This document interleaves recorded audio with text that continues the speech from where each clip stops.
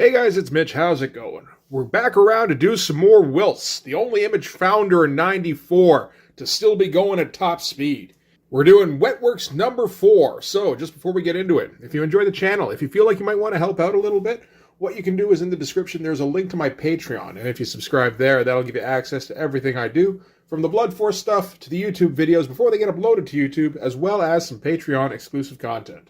So, Wetworks number 4. Wetworks is one of those books that feels like there isn't much of a lead up to be done with this book. There's nothing bad about it. There's nothing baffling about it. The story is pretty straightforward, even if it is kind of weird. T-1000s versus vampires isn't the most natural mix, but hey, I'm here for it. Really, the big show is the same as always. We're just going to see Wills go. That's the most fun part of this book. So, let's take a look at this cover to start things off. That's an okay cover. It does suffer from Wetworks cover syndrome in that the Wetworks covers are interchangeable. Every cover on Wetworks feels like it could be the cover to any issue of Wetworks. Oh look, it's the one where Dane fights a vampire. I remember that. That is a classic issue. Is this Dane? I think this is Dane. I think Dane is the one with the hair. But yeah, decent drawing of a shiny dude. I don't know about this vampire drawing, but I mean, there's not a lot of room to put anything in. His expression looks a little weird, but the head's at such a weird angle. There's not a lot you can do there. All the texture stuff is great as usual. All the cross hatching and everything. It's good stuff. Again, just kind of interchangeable. All right, so this one, plot and pencils by Whilce Portacio, dialogue by Francis Takanaga. I don't know who that is, but I know he's not Brandon Choi. So, improvement maybe? So this is really just going to be Whilce drawing pages in completion and then handing them off to Francis Takanaga and going, okay, make them say things. So let's see how that goes. Whilce as a storyteller is, the last few issues were a little iffy, but I'm sure it'll be fine. One thing about the Wetworks books, at least they move. Like, shit happens. Sometimes it takes a little too long to happen, but it does eventually happen. Okay, so let's see. Where are we starting things off? San Francisco, apparently. Why not? We're going to start things with the Golden Gate Bridge. Decent drawing of it. Maybe lightboxed. Probably, really. That lighting looks fairly natural. And it turns out the Golden Gate Bridge, at its foundation, is the headquarters of Armand Waring, who we're pretty sure is the head of the Werewolf clan. This is a cool shot here. It's a little difficult to see what the hell is even going on, really. Looks a little bit like there's a subway tunnel built in here or something. I'm not even really all that sure. It's a decent enough shot, and we're getting some of that classic Whilce stuff where he just kind of leaves blank areas. It does feel more like a design element on this one, at least. It does cut down on drawing time, but I think, yeah, he just likes to have a little bit of blank area. We're going to see more of it here. This is inside the headquarters. This is at some sort of medical facility where Grail and Dozer are having a conversation. Grail appears to be stuck in some kind of machines that's maybe life support, and Grail is trying to talk him through things. So the deal here is that the symbiotes, this is apparently like 3 months after the last issue, or something like that. 3 months after they first got the symbiotes, anyway. And it's starting to look like the symbiotes have some sort of wish fulfillment ability, essentially, where whatever the owner really wants, the symbiote is able to provide, but they tend to do it in twisted genie fashion. So, in Grail's case, his transformation into his blue persona is part of that because he practiced martial arts and he can focus his chi, something like that.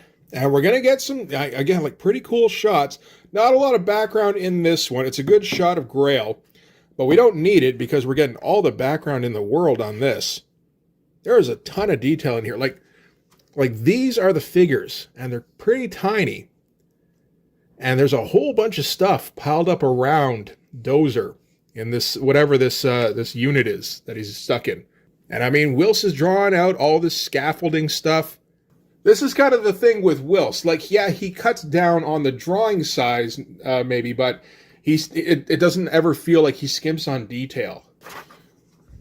All right, so this is Dozer's evil genie wish fulfillment deal where Dozer's the guy who's constantly working out, so his suit worked to give him a massive physique, like 600 pounds, like 8 feet tall kind of physique. And it's to the point where he can't really move. This thing really is like a life support system for him.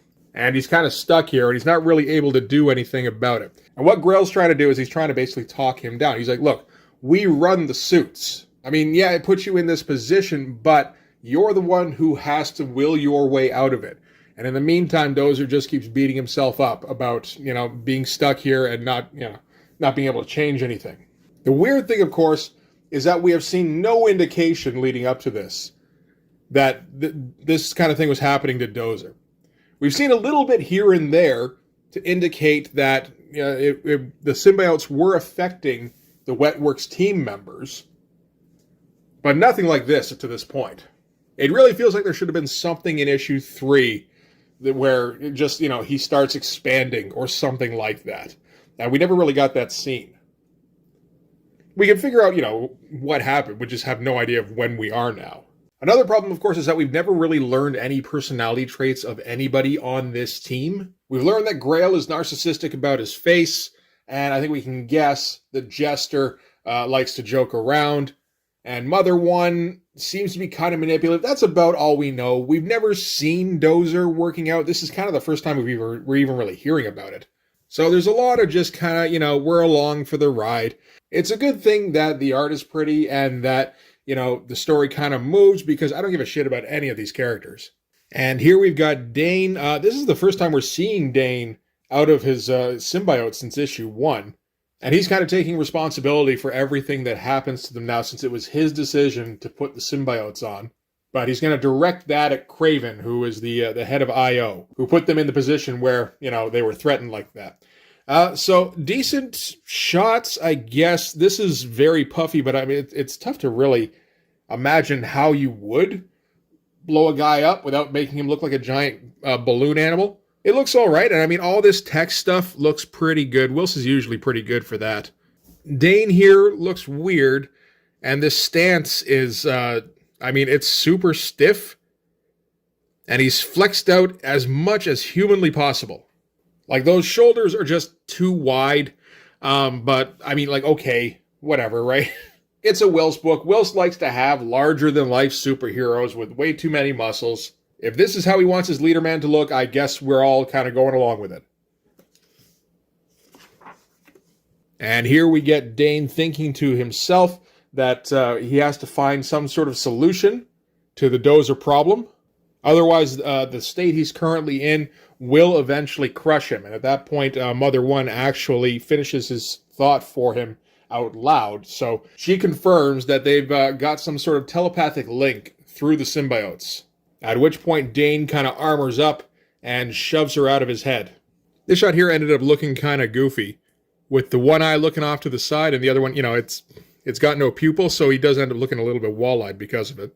But anyway, at that point, Waring gets on the intercom and requests the Wetworks team to assemble for a new mission. So all the guys who are mobile are going to have to leave now, which leaves Dozer just kind of stuck in his memory foam mattress here. Grail has to leave as well, but what he's going to do is he's going to create this little energy ball thing, which is sort of a manifestation of chi as far as I understand it, and he's going to leave it stuck in Dozer's chest. And the idea is it's something for Dozer to focus on while he works on getting his head right so that he can get control of the symbiote. All fairly good stuff. Alright, so if Dozer is incapacitated, I guess this must be Claymore. That is one benefit to having Dozer out of the picture. I think the rest of the guys I can usually identify on sight now, but Dozer and Claymore I tend to confuse a lot. Again, one of the drawbacks of having everybody on your team be a Silver Surfer, essentially. But anyway, Waring has found out about a meeting that Draken is going to be attending. Draken is sort of a rabble-rouser among the vampires. He's trying to incite a war between the humans and the vampire clans, with the ultimate goal of the vampires taking control of the planet and enslaving it.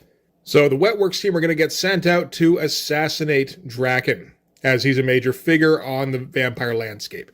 And pretty cool shots for prepping. I like this one of Grail here. It does help that, one of them is blue now. It probably didn't need to be the guy who had the identifying face mask, but it is nice to have some kind of differentiation. And if we keep going in this direction where they keep kind of evolving away from each other, that's pretty cool too. So before they go, Mother One is going to show off her massive, it's not even her cleavage, it's just here's most of my boobs. And Mother One is promoting the idea of them working together telepathically to help them become a better combat unit. This is really the first issue we're getting that really mentioned the telepathy, so it's probably a good thing that they're focusing this much on it at this point. And she can read gesture and can tell that he doesn't want anything to do with Mother One, basically. He figures that she left Crossbones and Flat Top to die, which she kind of did, really. She prioritized the mission instead of those two. And we've got the impression throughout the series that Mother One doesn't value the members of Team 7 or Wetworks, whatever the fuck, so much as, maybe the mission, but it seems like she may have some sort of hidden agenda or something as well. So she's going to respond to Jester by sort of letting him experience what she experiences. So I guess she normally filters out the other voices, and she just kind of drowns him in telepathic thoughts for a second. And naturally, Dane has a bit of a problem with her doing that, says don't ever pull that shit again. And she's going to be compliant, at least for now. I never knew where the Mother One thing ended up, so I don't know if she ever actually ended up betraying them in any way. It always felt like it was leading towards that, though. So anyway, Dane gives them a, let's get it together, people, kind of speech, and they're on their way to wherever they're going. Where did they say they were going? Looks like Colombia. Okay. But anyway, he's found out about this meeting that Draken's going to be attending.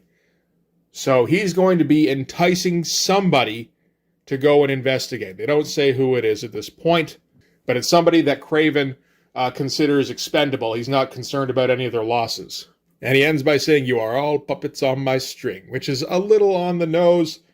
But, I mean, honestly, the writing in this has been okay so far. There's really nothing that's been standing out about the script in this, which is probably a good thing. So now we're cutting to Colombia, I suppose, and the team is getting ready to infiltrate the meeting. So we get the kind of position-by-position breakdowns. So, team deployed 9.25 kilometers from target zone, now approaches on foot. Pilgrim has taken point to recon our target prior to team arrival. So, again, doing that kind of Tom Clancy shit that Brandon Choi likes. This feels a bit more natural, though, and particularly coming from Mother One. Since she's pretty much the tactician of the group, and she's mostly robot, this does work for her, this sort of emotionless analysis of the situation. And pretty good page. With I'm not sure the purpose of the panel-by-panel breaks here for the continuing shot, behind the panel borders. It looks nice, and I guess it's just something different. That seems to be about it. Whilst always just kind of does weird design things that I don't always know the purpose of, but they usually look pretty good at least. And I like this here with, the semi-silhouetted foliage in the background here. The foliage in the front looks pretty good, actually. There's a lot of detail in there. And Mother One herself kind of silhouetted against the panel. It's a very nice page. This is the kind of page I could see somebody actually ponying up some cash for. So, the meeting has begun, and it turns out it's between vampires and Daemonites. And there's a whole bunch of fencing going on between Draken and Defile, who sounds familiar. I can't remember what he would have been in before. I want to say Cybernary, maybe, but that doesn't seem quite right. But regardless, they don't seem to really, they're the kind of enemies that don't really respect each other, and, kind of very thinly veiled insults get thrown back and forth. But they're going to try and work out some agreement between the two of them. And I think this is the first appearance of these giga vampire things that are half vampire, half werewolf by the looks of them. They seem to be completely animalistic. And I think we'll see more of those going forward. And now we've got a pinup by Anthony Vu, inked by Chuck Gibson. It's almost okay. The poses are very stiff, and they need a lot of tweaking to make them the kind of dynamic that should be in this kind of splash. This is the kind of guy who maybe could eventually become an actual penciler, but he'd need a lot of work to get there. And Chuck Gibson is not really an anchor I'm familiar with. I haven't seen much of his stuff yet because we haven't gotten much beyond 1994, and I think he's pretty new at this point. He has commented on at least one of my videos. So yeah, I think this is very early in his career, and I can kind of see it because there's some like hesitancy in some of the line work here. You can see him helping out a little bit with the line weights here and there, but he's not able to do enough to really salvage this particular pinup in this case. Oh, here comes Dragon. Here comes Dragon. Dragon. No, wrong week for that. Anyway, Draken and Defile continue defense. Draken wants to, oust the current ruling party in the vampire clans and take over for himself, of course. So Defile obviously wants something. He's going to offer him something in exchange for something. I figured that out all by myself. Anyway, Wetworks are getting ready to move in. There's an interesting thing where they point out that Dane keeps giving the hand signals even though they've got the telepathy, just out of force of habit. And here we find out what the deal is between Draken and Defile. So, Draken's going to give up a legion of his cousin's royal guard for Defile's influence with the Daemonites. And Defile's toady here wonders if vampires would be suitable hosts. So that's the point of the 1,000 vampire guards, is to turn them into Daemonites. And they agree on the deal, and at that point, Dane yells, "Kickoff!" which again seems unnecessary when you have hand signals and telepathy. But decent pages, nothing too special on these. I do like this shot here, particularly with the negative space here. Again, it's not 100% necessary. You could fill that with junk, but yeah, it does still look kind of nice with just as a white space. Anyway, so from there we are indeed going to kick off as they start just like hammering them with automatic weapons. These vampires here just start basically exploding. That's a great shot. And Claymore keeps blasting away with his miniguns. And he describes that Mother One is feeding him satellite images right into his eyes, to the point where he can see through the ceiling and just fire up through it. I guess that's kind of what's happening here. I did kind of wonder how high they'd have to be to shoot down at that angle, but yeah, that makes a bit more sense, if that's where all the blood's coming out of. And the Beastmaster for these Uber Vamps blames the Daemonite for betraying them, but Defile says this isn't his doing, but he's going to teleport out anyway, because, you don't need this shit. And with that, somebody with blue power sticks, who might be glowing blue, manages to sneak up on this vampire guy. So I guess enhanced senses aren't one of the powers that vampires have in this world. This is kind of a cool shot. I don't know about this pose, really, but it's fine, I guess. Why not? Yeah, just crouch down on one knee. Go for it. So, what do you know? It was Grail all along. And since his work is done now, he gets to do a cool pose. Good for you, buddy. You earned that. And Dane just kind of strides toward Draken, while vampire guards just kind of disintegrate all around him. A bit of a cooler idea than execution, really. I don't know. With the page layout, there wasn't really enough to see the vampires just getting obliterated, which is what you really want, but I don't know, I guess it's okay.